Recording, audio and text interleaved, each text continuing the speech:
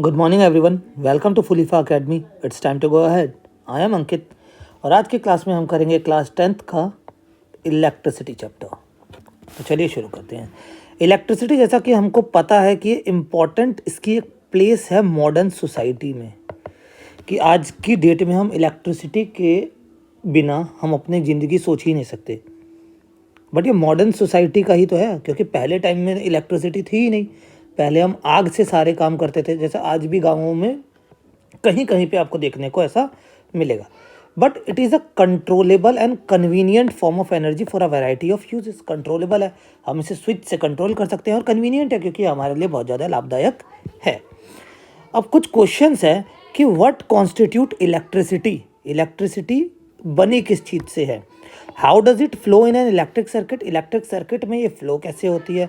And what are the factor that control और regulate the current through an electric circuit. कि वो कौन सी चीज़ें हैं जो एक इलेक्ट्रिक सर्किट में करंट को कंट्रोल करती है और उसे रेगुलेट करती है।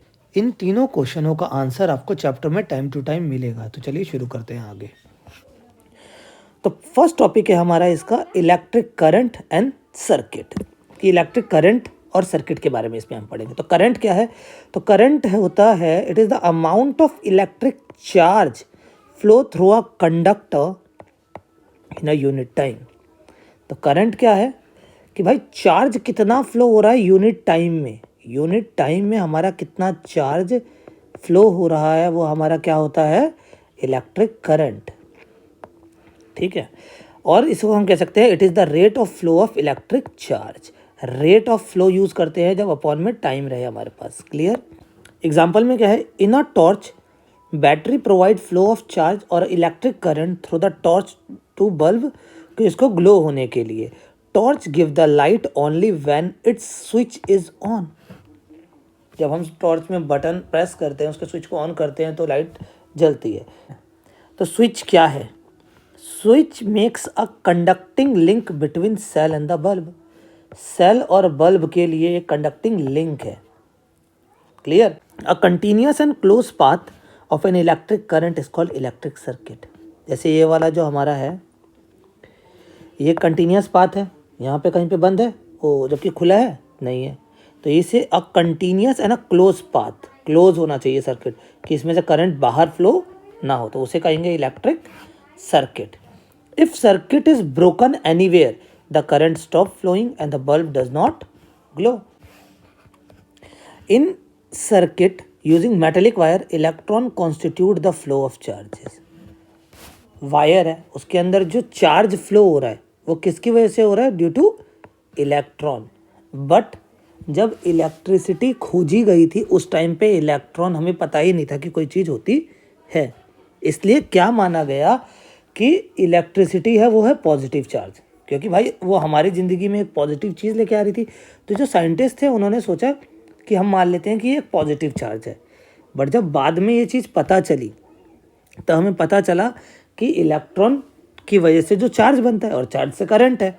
So the electric current was considered to be the flow of positive charge and the direction of flow of positive charge was taken to be the direction of electric current. तो जो positive charge है उसको मान लिया है हमने direction of electric current. Conventionally in electric circuit, the direction of electric current is taken opposite to the direction of electron, because electron is negative charge. इसकी direction मान लो इस साइड है, तो डायरेक्शन ऑफ इलेक्ट्रिक करंट इस side है। Clear? ऐसा unit electric charge की कोलोम्ब होती है। 1 कोलोम्ब इतना इलेक्ट्रॉन होगा। इलेक्ट्रॉन पोजेसेस नेगेटिव चार्ज इतने कोलोम्ब का। एक जो चार्ज है उसकी यूनिट कोलोम्ब है। क्लियर ना? 1 यूनिट चार्ज की, और एक कोलोम्ब में इतने इलेक्ट्रॉन्स हैं, और एक इलेक्ट्रॉन में कितना चार्ज होता है? इतना चार्ज होता है। 1.6 इंटू 10 की पावर -19 कोलोम्ब। क्लियर? इलेक्ट्रिक करंट की ऐसा यूनिट होती है एम्पियर, और ये जो साइंटिस्ट थे जिन्होंने करंट खोजा था उनके नाम पे है। अब 1 एम्पियर बहुत बार डिफाइन करने के लिए आ जाता है कि 1 एम्पियर क्या है। जैसा कि यहाँ पे हमने 1 कोलोम देखा ना कि इतने इलेक्ट्रॉन्स है, तो 1 एम्पियर क्या है? तो 1 ampere is constituted by the flow of 1 coelom of charge पर सेकेंड। कि एक कोलोम्ब चार्ज 1 सेकेंड में जितना भी फ्लो होगा वो 1 एम्पियर होगा। स्मॉल क्वांटिटी 1 एम्पियर बहुत बड़ी क्वांटिटी है, ये नहीं सोचना कि 1 एम्पियर बहुत छोटा है। जनरल जो हमारी प्रैक्टिकल लाइफ है हम उसमें ये सब यूज़ नहीं कर पाएंगे। 1 ampere is a big current flow. तो इसके लिए हम मिली एम्पियर और माइक्रो एम्पियर का यूज़ करते हैं जो प्रैक्टिकल लाइफ में करते हैं। करंट को नापने के लिए इंस्ट्रूमेंट यूज़ होता है, उसे कहते हैं हम ammeter. Measure the electric current in a circuit. और एक चीज़ और ये इम्पॉर्टेंट है कि ये सीरीज़ में, एमीटर जो होता है वो सीरीज़ में जुड़ता है हमारे सर्किट के। Clear? Electric current flow in a circuit from positive terminal to the negative terminal. जो करंट फ्लो है वो पॉजिटिव से नेगेटिव की तरह होता है। Direction of electric current, direction of ये, तो ये नेगेटिव है और ये पॉजिटिव है हमारा। क्लियर? तो पॉजिटिव से नेगेटिव की तरफ हमारा करंट फ्लो होता है। ये हमारे पास है एग्जाम्पल 11.1 आपकी बुक का, जिसमें कि हमसे इलेक्ट्रिक चार्ज के बारे में पूछा गया है। इसमें क्या बोला गया है कि एक करंट है 0.5 एम्पियर का, drawn by a filament of an electric bulb for 10 minutes. 10 minute के लिए वो बल्ब 0.5 एम्पियर का करंट ले रहा है। Then find the electric charge that flow through the circuit. इसने हमसे चार्ज पूछा है, इसने हमें क्या दिया है, करंट दिया है और टाइम दिया है। तो हमें फॉर्मूला पता है कि क्या था, I = Q/T। तो Q के रिस्पेक्ट में इसको कर लेते हैं, I × T हो जाएगा। हमें गिवन है करंट 0.5 इंटू हमें टाइम गिवन है 10 मिनट्स। तो मिनट्स को इसमें किस में कर लेंगे हम कन्वर्ट, ऐसा यूनिट में, सेकंड में। तो 60 × 10 तो 600 सेकंड्स आ जाएगा हमारे पास। हमेशा जो भी चीज़ें हैं सारी SI यूनिट्स में ही हमें करनी है। ये सबसे ज़्यादा इम्पॉर्टेंट चीज़ है, इसे याद रखना। तो ये जाएगा हमारा 300 कोलोम्ब। कोलोम्ब चार्ज का SI यूनिट है। तो इसका आंसर आ गया हमारा कि भाई बल्ब ने कितना चार्ज लिया, 300 कोलोम्ब चार्ज उसने 10 मिनट्स में यूज़ किया। तो चलिए आगे बढ़ते हैं। तो हमारा नेक्स्ट टॉपिक है electric potential and potential difference. First line क्या है भाई कि what make the electric charge to flow. ये सेकेंड हमारा क्वेश्चन था ना, जो शुरुआत में हमने पढ़ा था कि इलेक्ट्रिक चार्ज को कौन चीज़ ऐसी है जिससे वो फ्लो होता है। तो एक फ्लो ऑफ वाटर की एक एनालॉजी ले लेते हैं। चलो भाई, मान लो एक फ्लैट सरफेस है, पानी गिर गया, तो क्या ये फ्लो होगा फ्लैट सरफेस पे, इधर उधर जाएगा? नहीं जाएगा। अब मैं इसी सरफेस को उठा दूं हवा में, अब यहाँ रख दूं पानी, तो फ्लो होगा? यस, ईजिली होगा।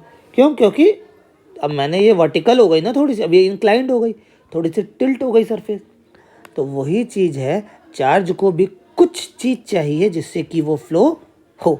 उसके बारे में हम यहाँ पे पढ़ेंगे। तो देखो भाई, electron move only if there is a difference of electric pressure called potential difference along the conductor. तो इलेक्ट्रॉन मूव तभी होगा जब कुछ इलेक्ट्रिक प्रेशर का डिफरेंस होगा, कुछ प्रेशर होगा उसके ऊपर। जैसे हम लोग हैं, अगर बिस्तर पे गिर गए ठंड में, जब तक प्रेशर ना आए तब तक कोई हिलता है? कोई नहीं हिलता। तो वही चीज़ है, इलेक्ट्रॉन पर कुछ प्रेशर बनेगा तो वो हिलेगा, इलेक्ट्रॉन हिलेगा तो करंट फ्लो होगा। तो दिस डिफरेंस ऑफ पोटेंशियल में B produce by the battery. तो ये कौन करता है ये डिफरेंस, ये प्रेशर प्रोड्यूस बैटरी करता है। बैटरी के अंदर जो केमिकल होते हैं, तो the chemical action within a cell generate the potential difference across the terminal of the cell even when no current is drawn from it। जब करंट ड्रॉ नहीं भी हो रहा, जब वो स्विच ऑफ कंडीशन में है तभी भी, क्योंकि जैसे ही हम स्विच ऑन करते हैं एकदम से हो जाता है ना काम। तो स्विच ऑफ, मैं किसी भी चीज़ की बात कर रहा हूँ, जैसे रिमोट में लगे होते हैं, बटन प्रेस किया, टीवी का चैनल चेंज, अभी रखा हुआ है आइडल, तभी भी उसके अंदर चार्ज, वो पोटेंशियल डिफरेंस बना हुआ है। तो when the cell is connected to a conducting circuit element, the potential difference set the charge, the potential difference जो है set the charge in motion in the conductor and produce an electric current। In order to maintain the current, the cell has to expend its chemical energy stored in it।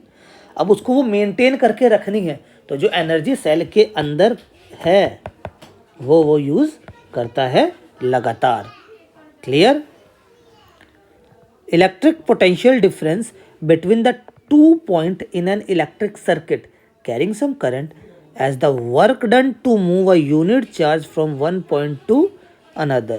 तो अगर define करने के लिए बोले कि electric potential difference को define करो, तो हम ऐसे कर सकते हैं कि electric potential difference between 2 point in an electric circuit is the work done to move a unit charge from one point to the other point. इसको ऐसे समझ लेते हैं कि एक सर्किट है हमारा, एक पॉइंट से दूसरे पॉइंट तक, एक पॉइंट से दूसरे पॉइंट तक ले जाने में किसी भी चार्ज को जो भी वर्क डन लगता है वो होता है हमारा इलेक्ट्रिक पोटेंशियल डिफरेंस।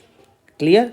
तो पोटेंशियल डिफरेंस V से डिनोट करेंगे, वर्क डन लगा चार्ज को ले जाने में, तो V इक्वल टू W/Q, ये हमारा इसका फॉर्मूला बन गया। ऐसा यूनिट क्या है? वोल्ट होती है, अलेक्जेंडर वोल्टा के नाम पे है, इन्होंने ये डिस्कवर किया था। 1 वोल्ट की भी डेफिनेशन आ जाती है, इंपॉर्टेंट। तो 1 वोल्ट क्या है भाई? 1 volt is the potential difference between the two point in a conductor when 1 joule of work is done to move a charge of 1 coulomb from one point to the other point। Same चीज़ है, यहाँ पे joule work की होती है और कोलोम्ब charge की, तो 1 joule is equal to 1 joule per coulomb. Clear? तो the potential difference is measured by voltmeter. अब इस दोनों पॉइंट के बीच में कितना पोटेंशियल डिफरेंस हमें कैसे पता चलेगा? तो वोल्टमीटर से यहाँ पे कनेक्ट होगा। वैसे ये किस में होता है कनेक्ट? पैरेलल में। हमारा एमीटर सीरीज में था और ये पैरेलल में। यही एमसीक्यू बनेंगे एक एक नंबर के, तो ये पॉइंट्स छोटे छोटे नहीं छोड़ने, यही वन शॉट का फ़ायदा है। फटाफट देखो, शेयर करो, पसंद आ रही है तो फटाफट जल्दी जल्दी शेयर कर दो। एग्जाम्पल नंबर 2 जो कि पोटेंशियल डिफरेंस पे क्वेश्चन है हमारा। क्या है question? How much work is done in moving a charge of 2 coulomb across 2 point having a potential difference of 12 volt. 2 point है, एक चार्ज को यहाँ से यहाँ ले जाने में कितना वर्क डन हमें करना पड़ेगा? पोटेंशियल डिफरेंस दे रखा है 12 वोल्ट, चार्ज है हमारे पास 2 कोलोम्ब का। तो डायरेक्ट फॉर्मूला लगाओ, W इक्वल टू VQ। मैंने थोड़ा सा चेंज कर दिया है, V इक्वल टू W/Q था, ध्यान देना। तो V 12 वोल्ट है इंटू 2 कोलोम्ब, 24 जूल आ गया हमारा वर्क। टू द पॉइंट, 1 से 2 नंबर का क्वेश्चन है ये, ज़्यादा बड़ा नहीं बनने वाला।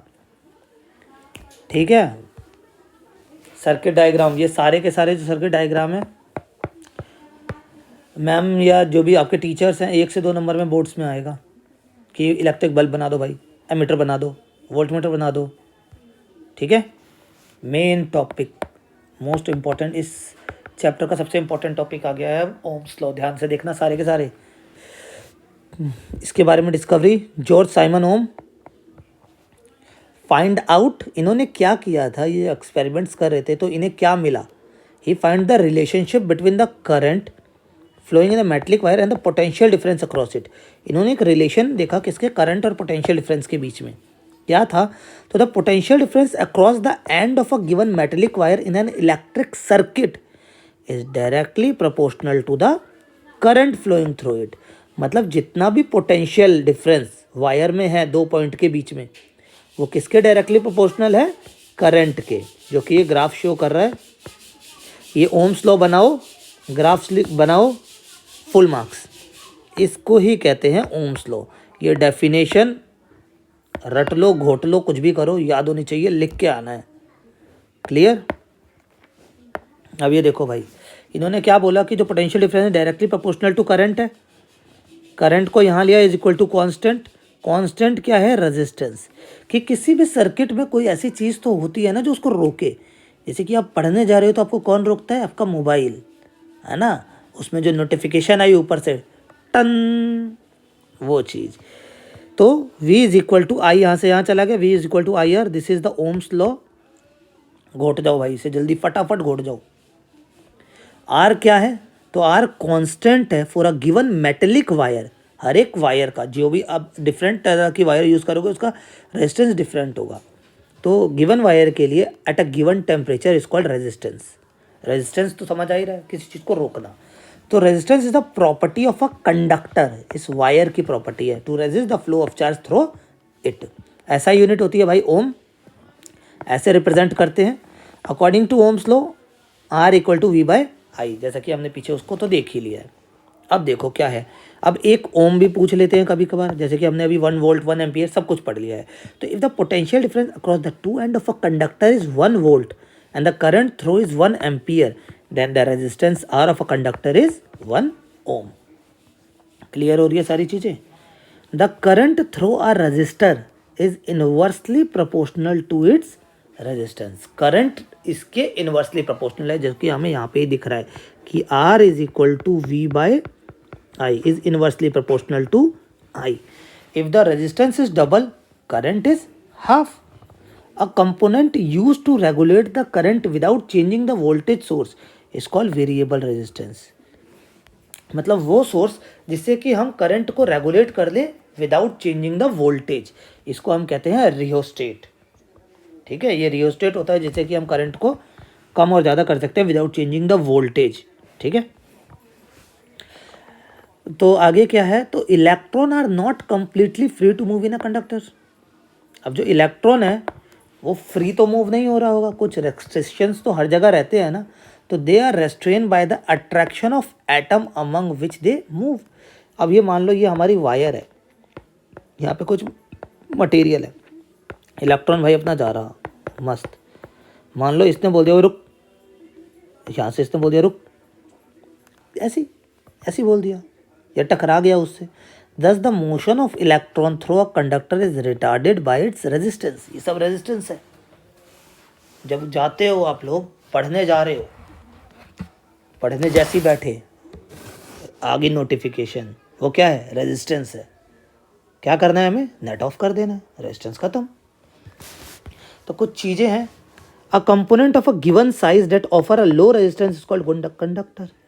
अब कंडक्टर गुड तो है, बट ये मत सोच लेना गुड कंडक्टर 100% रेजिस्टेंस फ्री होता है, नहीं भाई, लो रेजिस्टेंस देता है, कुछ तो सब में ही रहता है। आइडियल दुनिया में कोई भी नहीं है भगवान राम को छोड़ के। A conductor having some appreciable resistance is called resistor. कुछ रेजिस्टेंस है इसके अंदर, appreciable resistance. A component of identical size that offer a higher resistance is called poor conductor. Poor conductor high resistance देता है भाई।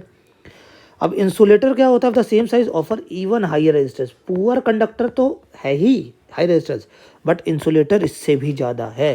तो अगर पूछे कि मोस्ट हाईएस्ट रेजिस्टेंस वाली कौन सी चीज़ है, तो लिखना है इंसुलेटर। 1 नंबर एमसीक्यू पक्का, मार्क्स पक्के हो रहे हैं साथ के साथ। अगला टॉपिक क्या है हमारा, factor on which the resistance of a conductor depend. Resistance depend किस पे करता है भाई, तो it is observe that ammeter reading decrease to 1/2 when the length of the wire is double.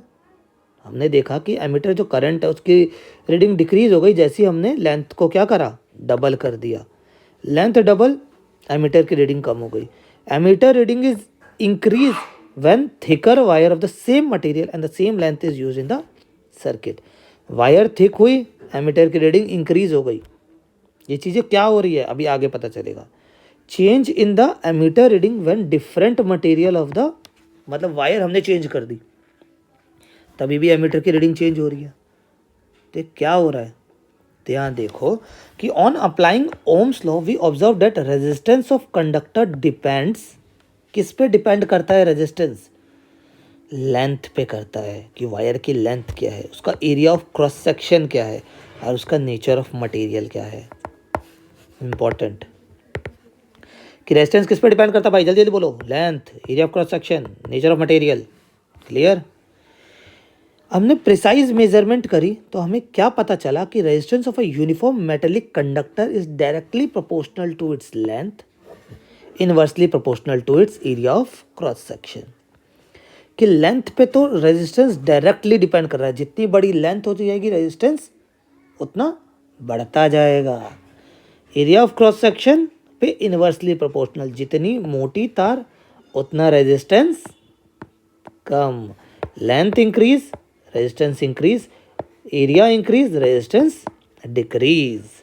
Combine कर दिया दोनों को तो R is directly proportional to L by A, और फिर फॉर्मूला जब ये डायरेक्टली प्रोपोर्शनल का साइन हटा तो हमारे पास एक कांस्टेंट आ गया रो।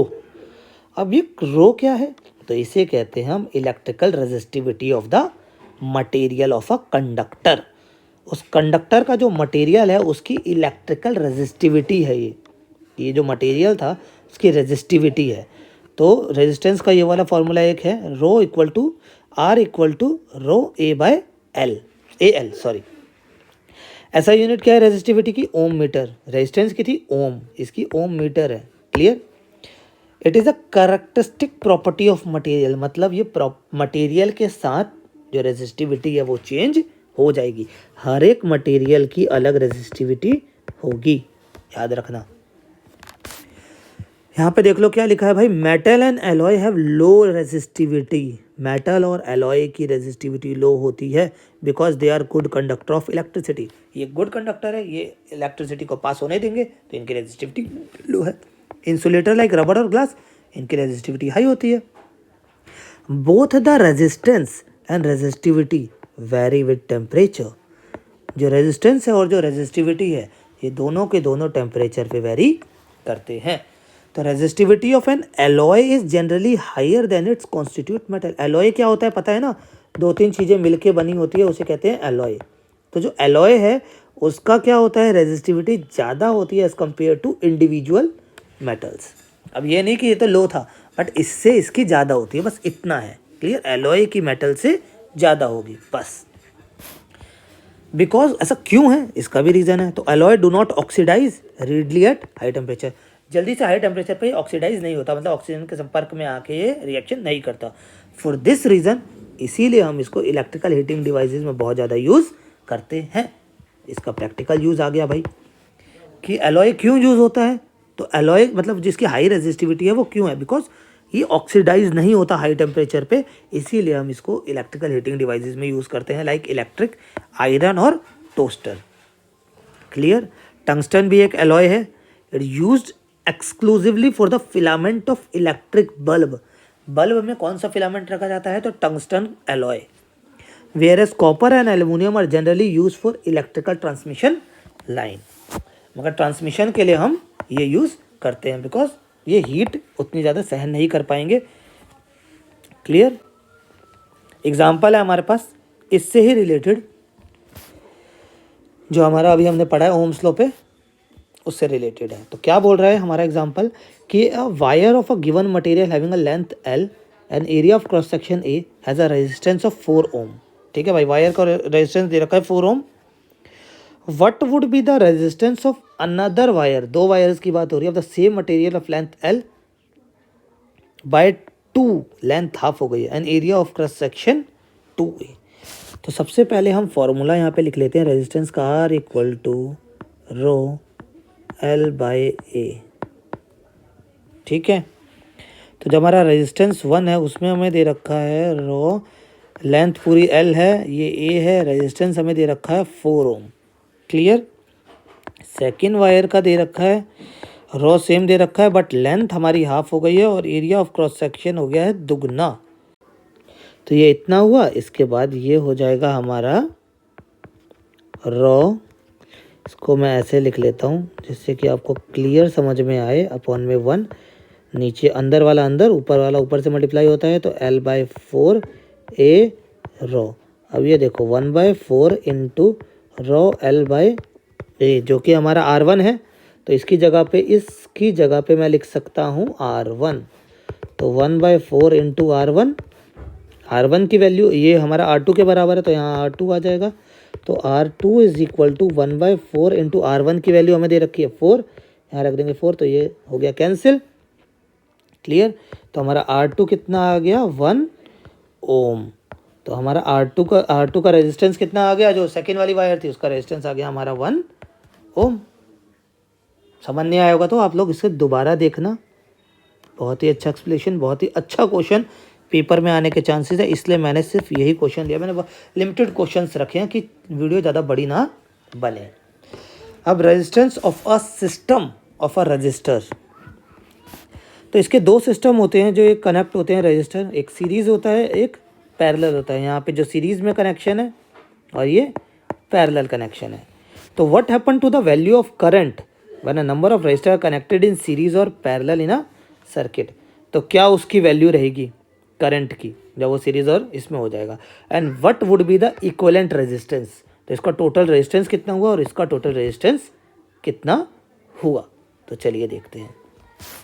अगर रजिस्टर सारे सीरीज में हैं तो क्या होगा, तो the current is same in every part of the circuit. जब भी सीरीज में रजिस्टर्स हैं तो जो करंट है वो सेम रहेगा हर एक पार्ट में पूरे सर्किट के, और the same current through each resistor, और हर एक रजिस्टर से भी सेम करंट फ्लो होगा। And the potential different V is equal to the sum of the potential difference V1 V2 and V3। जो ये तीनों हैं इसके अक्रॉस अलग अलग पोटेंशियल है, हर दो पॉइंट के बीच में अलग अलग पोटेंशियल है, V1 V2 and V3 potential, ठीक है। That is the total potential difference across a combination of resistance in series is equal to the sum of potential difference. तो जो बड़ा वाला V है वो इन तीनों के V के इंडिविजुअल V के सम के इक्वल होगा। तो ओम्स लॉ जैसा कि हमें पता है ये फॉर्मूला क्लियर, तो हर एक V पे यही ओम्स लॉ हमने लगा दिया। तो V1 is equal to IR1 IR2 IR3। Resistance सबरे अलग अलग है but current is same, clear है, resistance is same. From the above equation जैसा कि हमें यहाँ दिख रहा है, इन तीनों को ऐड किया, ये V था, V is equal to IR। तो जो हमारा I तो सारे कॉमन है तो I हट जाएंगे, तो हमारा सीरीज का रेजिस्टेंस का क्या फॉर्मूला हो जाएगा, तीनों का मतलब जितने इसमें दे रखे हैं उसका सम, ठीक है। तो we can conclude that the resistance of combination of resistance is equal to the sum of their individual resistance R1 R2 R3 and thus greater than any individual resistance। मतलब जो सीरीज में रेजिस्टेंस कनेक्ट है उसका जो individual का जो सम होगा वो उन सब से बड़ा होगा, इंडिविजुअली वो इन सब से बड़ा होगा। मान लो ये 2 है, ये 3 है, ये 4 है, तो ये कितना है, टोटल 9 है, तो हर एक से ये बड़ा है। देख लेना एक बार और दोबारा से सारा। अगर वो पैरेलल में है तो पैरेलल में क्या रहेगा, potential difference is same across each resistance. इसके अक्रॉस, हर के अक्रॉस पोटेंशियल डिफरेंस हमारा सेम रहेगा, क्लियर रख लेना। ये रट्टा मार लो, एक एक नंबर के क्वेश्चन है उसमें करंट, इसमें पोटेंशियल डिफरेंस, इसमें करंट अलग अलग रहेगा। तो it is observe that total current I is equal to the sum of separate currents. Let RP resistance in parallel is equivalent resistance of parallel combination of resistance by applying Ohm's law। हमें पता है I equal to V by R। So Ohm's law लगाया, हर एक में लग गया। I1 is equal to V by R1, I2 equal to V by R2 and I3 equal to V by R3, clear. V by RP, I की जगह पे हमने क्या लिख दिया, V बाय RP, ये हो गया। V कांस्टेंट है, V हट गया, तो 1/RP is equal to this. Thus we may conclude that the reciprocal of equivalent resistance of a group of resistance join in a parallel is equal to the sum of reciprocal of the individual resistance. ये इसके सम के बराबर होगा reciprocal वालों के। और यहाँ पे जो होता है RP is always less than individual इनके, याद रखना, ठीक है। सीरीज सर्किट का डिसएडवांटेज और एडवांटेज ऑफ पैरेलल सर्किट। इसमें क्या होता है सीरीज सर्किट में, अगर सीरीज में बल्ब लग रखे हैं, जैसे कि हम दिवाली पे बल्ब लगाते हैं लड़ियाँ, एक भी बल्ब खराब हो जाएगा तो पूरी लड़ी खराब हो जाती है, तो यही इसका डिसएडवांटेज है, ठीक है। ये एग्जांपल आप पढ़ लेना। एडवांटेज ऑफ पैरेलल सर्किट, तो अब पैरेलल सर्किट डिवाइड करता है current through the electrical gadget and the total resistance in a parallel circuit is decrease. यहाँ पे रेजिस्टेंस कम हो जाता है क्योंकि डिवाइड हो जाता है, जिससे कि करंट फ्लो होता है और हमारे गैजेट्स इजीली और अच्छे से चलते हैं। जैसा कि अभी जो करंट हमारे घर में, आप लोगों के घर में भी जो कनेक्शन है घर में, वो पैरेलल कनेक्शन है, पैरेलल कनेक्शन। इसीलिए हम हर एक स्विच से कहीं पे भी कितना भी बड़ी चीज़ें हम चार्ज कर सकते हैं, कुछ भी कर सकते हैं।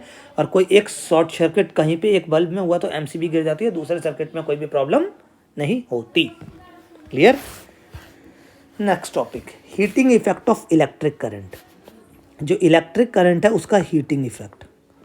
तो इन एनी इलेक्ट्रिकल अप्लायंस, कोई भी एक इलेक्ट्रिकल अप्लायंस है, a part of source energy, जिससे भी उस अप्लायंस को एनर्जी मिल रही है, तो उसके कुछ एनर्जी तो यूज़फुल वर्क में लग जाती है और कुछ यूज़ हो जाती है। Rest of the energy is heating to raise the temperature of gadget. जैसे कि अभी आप जो फ़ोन यूज़ कर रहे हो उसकी कुछ बैटरी तो यूज़ हो रही है जो आपको स्क्रीन पे दिख रहा है उसके लिए, और कुछ आपको फील हो रहा होगा कि वो फ़ोन हीट हो रहा है। तो heating effect of electric current. Clear? If the electric circuit is purely resistive, अगर जो सर्किट है वो प्योरली रेजिस्टिव है, फुल रेजिस्टेंस है, the source of energy is continuously get dissipated entirely in the form of heat, और इसे ही कहते हैं heating effect of electric current, जो कि इलेक्ट्रिक आयरन और इलेक्ट्रिक हीटर में यूज होता है। जैसे कि हम कपड़े प्रेस करते हैं आयरन से, तो टोटल वो सिर्फ गर्म होने में ही आयरन को पूरी एनर्जी लगाता है। ठीक है ना? तो इस पे ही एक इसका मतलब फॉर्मूला है joules law of heating heating effect of electric current का ही। तो इसमें क्या है कि कंसिडर कर लो कि करंट आई फ्लो हो रहा है रेजिस्टेंस आर से, and let the potential difference V और time T during the charge flow across. मतलब जो भी सर्किट है उसमें आई करंट फ्लो हो रहा है, रेजिस्टेंस आर है, पोटेंशियल डिफरेंस वी है, और टी टाइम में चार्ज क्यू फ्लो हो रहा है। तो भाई जो वर्क डन होगा charge Q across potential difference, जो कि हमने देख लिया है ना, चार्ज क्यू को एक जगह से दूसरी जगह पहुंचाने में जो भी पोटेंशियल डिफरेंस होता है वो वर्क डन होता है। क्लियर? तो वो होगा V Q, W equal to V Q, कि एक चार्ज को दूसरे पॉइंट तक पहुंचाने के लिए जो भी पोटेंशियल डिफरेंस लगता है वो होता है work done. Therefore the source must supply energy equal to this work done, कि इतने टाइम में भाई, इतने टाइम में वो पूरी एनर्जी पहुंचाना सोर्स का काम है। हैंस द पावर का क्या फॉर्मूला है? Rate of doing work, rate time work, rate of doing work power का है। क्लियर? ये इसका फॉर्मूला है। तो P is equal to work upon में टाइम, तो V I equal to Q by T, हम पहले ही देख चुके हैं, सबसे पहले वाला, सबसे आगे पहुंच जाओ। और energy supply to the circuit by the source in time T is P into T. Energy कितनी होगी? P into T. एनर्जी और वर्क डन दोनों सेम ही है, तो जो एनर्जी होगी P into T, P is equal to जो वर्क है अपॉन में T है ना, ये यहाँ चलेगा, P into T is equal to W, और यही तो हमारी एनर्जी है, तो P into T that is V I T. This energy get dissipated in the resistor as heat. ये V इक्वल टू जो Q मैंने W लिखा है ना, वो वर्क डन का फॉर्मूला है, और उससे ही यहाँ पे एनर्जी कहा है यहाँ पे। क्लियर? दस फॉर स्टेडी करंट I, जो शुरुआत में बात करी थी, the amount H produce in time T is H equal to V I T, कि एक करंट फ्लो हो रहा था तो कितने टाइम में उसने सर्किट में कितनी हीट पैदा करी, वी आई टी करी। ओम्स लॉ लगाने पे ये फॉर्मूला बन गया H is equal to I square R T, और इसी को ही कहते हैं जूल्स लॉ ऑफ हीटिंग, क्योंकि ये फॉर्मूला इन्होंने बनाया था, जूल साइंटिस्ट का नाम है। अब ये जो लॉ है जूल्स लॉ ऑफ हीटिंग, ये क्या इंप्लाई करता है? That the heat produce in a resistor, जो रेजिस्टेंस लगा हुआ है उसमें जो हीट प्रोड्यूस हो रही है, it is directly proportional to the square of current, H is equal to I square R T, square of the current, resistance of the current, given current, और टाइम पे डिपेंड कर रहा है। इसी पे मैं एक आपके लिए एग्जांपल भी ले आया हूँ 11.11। क्या हो रहा है यहाँ पे कि 100 joule of heat is produce, 100 joule heat produce हो रही है ईच सेकेंड, हर एक सेकेंड में 4 ओम का रेजिस्टेंस लगा हुआ है उसकी वजह से। Then find the potential difference across the conductor. हमें क्या करना है यहाँ पे? पोटेंशियल डिफरेंस पता करना है। तो अगर पोटेंशियल डिफरेंस का मैं डायरेक्ट फॉर्मूला देखूँ तो V equal to I R होता है। मेरे को यहाँ पे R पता है बट मेरे को I नहीं पता है ना, बट यहाँ पे मेरे को हीट दे रखी है, तो H is equal to I square R T. ठीक है, तो H मेरे को पता है 100 है भाई मेरे पास, I नहीं पता मुझे, R पता है 4, और टाइम दे रखा है मेरे को 1 सेकेंड का। तो अगर मैं 100 को 4 करके आई स्क्वायर लगाऊँ, क्लियर, स्क्वायर हटाओ रूट पाओ, ये याद कर लो, स्क्वायर हटाओ रूट पाओ, 100 का स्क्वायर 10, 4 का 2, तो आई हमारा आ गया 5 एम्पियर। आई हमारा कितना आ गया? 5 एम्पियर। पोटेंशियल डिफरेंस लगाना है, 5 इंटू 4, वी आ गया हमारा 20 वोल्ट। इतना इजी क्वेश्चन, बताओ भाई कोई दिक्कत थी? कुछ नहीं, बस यहाँ पे याद रखना स्क्वायर हटाओ रूट पाओ। चलो आगे बढ़ते हैं, लास्ट टॉपिक। तो practical application of heating effect of electric current. Practical application क्या है भाई हीटिंग इफेक्ट के? तो साथ में ही बात कर चुके थे, आयरन, टोस्टर, ओवन, केटल और जो हीटर होता है वो सब यूज़ करते हैं। और जो हमारा बल्ब होता है टंगस्टन फिलामेंट पढ़ चुके हैं हम। Fuse in electric circuit, it protect the circuit appliances by stopping the flow of an unduly high electric current. इस पे मैंने एक शॉर्ट्स भी बनाया है, आप वो भी देख सकते हो। तो जो फ्यूज़ होता है उसमें, फ्यूज़ के बारे में आपने पता ही होगा, जो एमसीबी भी है हमारी गिर जाती है जब एक सडन हाई इलेक्ट्रिक करंट बनता है, तो वो जो सर्किट है वो ब्रेक डाउन हो जाता है और एमसीबी हमारी गिर जाती है। तो आजकल फ्यूज़ नहीं यूज़ होता, आजकल एमसीबी यूज़ होती है, मिनिएचर सर्किट ब्रेकर। फ्यूज़ अगर आपने देखा होगा तो हम साथ साथ फिल्म देखी होगी, जो सैफ अली खान और वो जो होती है करिश्मा कपूर, उन दोनों के जो सर पे वाला सीन होता है वो है फ्यूज़ होता था, वो पहले के टाइम में होता था, अब नहीं, अब एमसीबी यूज़ होती है। ठीक है, ये है लास्ट टॉपिक हमारा, इलेक्ट्रिक पावर। ठीक है भाई, यूनिट आपका बिजली का बिल कितना आता है? दिल्ली में तो फ्री है 200 यूनिट, तो देख लो, समझ तो लो भाई कम से कम। तो the rate of doing work is power पढ़ चुके हैं। This is also the rate of consumption of energy, यही consumption of rate of energy भी है। ठीक है, तो पावर का फॉर्मूला हम पहले ही पढ़ चुके हैं, V = IR, ओम्स लॉ लगाया, ये बन गया, और ये बन गया V²/R। ठीक है, ऐसा यूनिट पावर की होती है वॉट। 1 वॉट की डेफिनेशन इंपॉर्टेंट फिर से, 1 what is the power consume by a device that carries 1 ampere of current when operated at a potential difference of 1 what.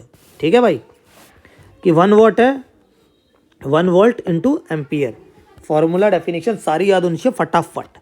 The unit what is very small, therefore in actual practice वहाँ पे जो हम use कर रहे थे ampere वो बड़ी थी, बट ये वॉट बहुत छोटा होता है, उल्टा है, थोड़ा सा दिमाग लगाते रहना साथ के साथ। देयरफॉर इन प्रैक्टिकल, जो हम नॉर्मल प्रैक्टिस में देखते हैं, हम ज़्यादा बड़ी यूनिट लेते हैं जिसे कहते हैं किलोवाट। ठीक है, इट इज़ इक्वल टू, तो 1 kilowatt is equal to 1000 watt. ठीक है, since electrical energy is the product of power and time, जो एनर्जी या पावर और टाइम का प्रोडक्ट होता है, तो the unit is watt hour. जो हमारी यूनिट हो जाएगी एनर्जी की, क्या हो जाएगी? Watt hour. तो 1 watt hour is the energy consumed when 1 watt of power is used for 1 hour. तो 1 वॉट आवर कितना हो जाएगा? 1 वॉट पावर कब तक, 1 घंटे में कितनी यूज़ हो रही है, वो हमारी एनर्जी यूज़ हो गई, उतना हमारा 1 यूनिट गिर जाता है। क्लियर? तो the commercial unit of energy इस किलोवाट, जो हमारा बिजली का बिल आता है वो किलोवाट आवर में ही आता है। तो 1 किलोवाट, तो 1000 वॉट इंटू 1 घंटे का 3600 सेकेंड्स,